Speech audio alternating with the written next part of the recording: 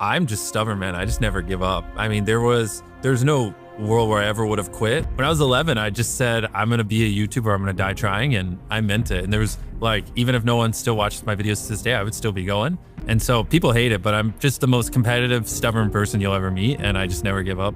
I'm 26 now. I can't really remember life before YouTube. Like my earliest memories are basically when I started making videos. I found out that when I was at a young age, probably around 11, that there were YouTubers that are making hundreds of thousands of dollars a year. And I was just like, oh, that's it. Like, it's just the money. Yeah, of course, because back then we didn't have money and I really wanted to take care of my mom and just my family in general. So it was like everything. It was like, this is what I love doing. I've never had as much joy doing something as I do this. Plus I could see a path where I could actually retire my mom, take care of her, pay her back for, you know, all the nights she worked so long so we could live comfortably and things like that. So one thing that irks me is when people try to like put someone's motivation into like one little bucket. Like we're very complex creatures and like, you know, you have a girlfriend. I would never say, oh, you just like her because she's pretty, but you like her because she's pretty, but you probably also like her because she's smart. You probably also like her because, you know, she's fun to be around. She likes similar shows, blah, blah. You probably, if we sat here for 10 hours, you could probably give me 1,000 reasons why you like your girlfriend. Yeah. So it's very annoying when people try to put why you like doing a certain job or building a certain business into one bucket. Oh, you just do it because of money. What if I do it because I like money and I enjoy it and it's a way to do this and it's a way to communicate with people and community and these other things, you know what I mean? And I think that's a common flaw we try to do. It's like, it's not that simple. I'm like really good at just obsessing over one thing more than anyone else on the planet. If I were to say what's my superpower, it's that I can just obsess endlessly about something and I can just have the same thoughts over and over and over and over again. It's very weird. Like it wasn't like it was work for me grinding YouTube for those 10 years or whatever where no one was really watching it. It's just like kind of who I am. There was literally a day where I woke up, joined a Skype call with my friends and where we like were reverse engineering, you know, why certain videos do well or whatever. And I remember that call being over 18 hours long. And then I hung up, went to bed, woke back up the next day and instantly got back on the call and picked back. Like that was the level of hours we were putting in. I mean, I didn't know anything besides just trying to make it happen. 11 to 15, it was a mix of YouTube and baseball. But when I turned 15, I got Crohn's and I went from like 190 pounds down to 139. I lost all muscle I had. And so I was like, all right, I'm not playing baseball in college anymore. So then I was like, fuck it. It's just all in on YouTube. And then up until really Feastables, it was basically just YouTube. I never thought I would find like this kind of love for I thought it was specifically video making, but I have found over like the last 2 or 3 years, just in general, I just enjoy entrepreneurship and I've been really deeply loving getting like obsessed with Feastables and other things. And so, which was very weird. Like when I first started a chocolate company, it was like kind of a side thing, but the more I started to work on it, I got a lot of the same highs I got when I was making videos, just in different ways. And so now I'm like, I know way too much about the chocolate industry. I'm like, it's pretty crazy. I never imagined I would have put the thousands of hours I've poured into building Feastables. And so I think just in general, I just really love solving consistent, complex, hard problems. I think that's like what gets me out of bed, and like the harder the problems, the more exciting it is. If you just think about solving problems 3 times more than everyone else, like you're bound to come up with different solutions. I don't know why, but when people tell me I can't do something, I don't know where this came from. It makes me just want to do it more, to be honest. If you tell me I shouldn't do something, that's fine. But if you tell me I can't, then everything in my body just wants to go, fuck you. I obviously can. I don't know if I should, but I can. And then I don't know. The thing is, like, to go viral, you have to do something that's never been done before.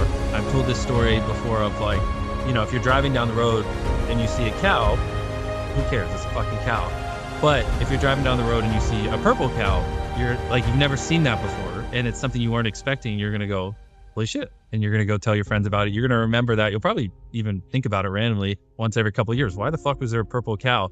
And it's like, it's the same thing, just one was a little purple. And it, like, you can apply that same analogy to ideas. Like when you're scrolling through social media to find a video to watch, there's things that, you know, have been done before, you've seen, you know, roughly similar to stuff before. You're just going to scroll past it. You'll never think about it again. Just like you'll never think about a fucking cow on the side of the road. And then there are ideas that are like the purple cow idea, which is what I try to do, which are things that make you go, what the fuck? I've never seen that. Like, I have to click this or I'm not gonna be able to sleep tonight because, like, why is this video? No way they did this, right? But those typically are very hard, and usually to get that purple cow effect, they've never been done before. And if something's never been done before, there's usually a reason, because it's very fucking hard. So you just kind of have to train yourself to like not resent very difficult, complex, hard, original problems and actually run towards them, because those are the ones that, you know, tend to have more of the purple cow effect where people have to watch it. And viewership's very exponential. It's way easier to get 50 million views on one video than it is to get 1 million views on 50 videos, right? And because it like kind of goes exponentially, and it's like, you know, pretty winner take all on the top videos, like you just really have to lean into that purple cow effect, if that makes sense. I just don't like working with mediocre people. I mean, I really just can't stand it. It's the fastest way to make me depressed, is if I have to work with someone who's just not all in and just loves what they do.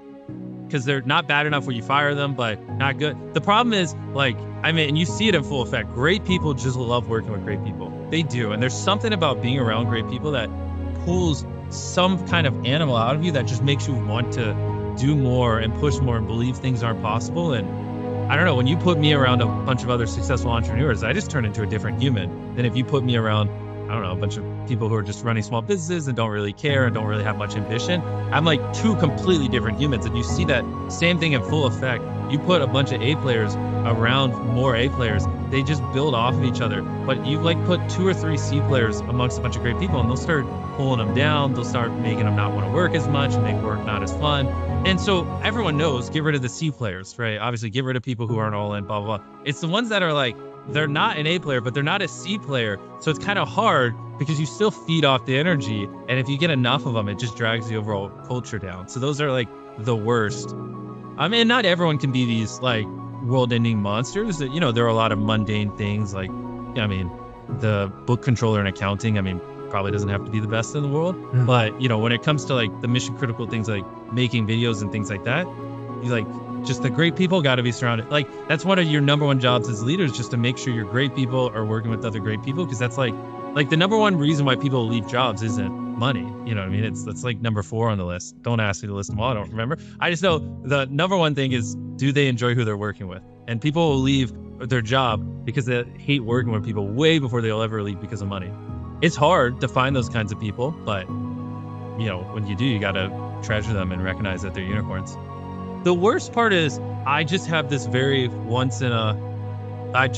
rare opportunity where I have so much attention and so many people watch my content, and I just wish I had more experience building businesses. You know, I'm only 26 and this is my first real business. Of every employee milestone we hit, it's my first time hitting that, right? Like when I hit 100 employees, that was my first time getting there. And this was my first time going from 100 to 200, 200, 300.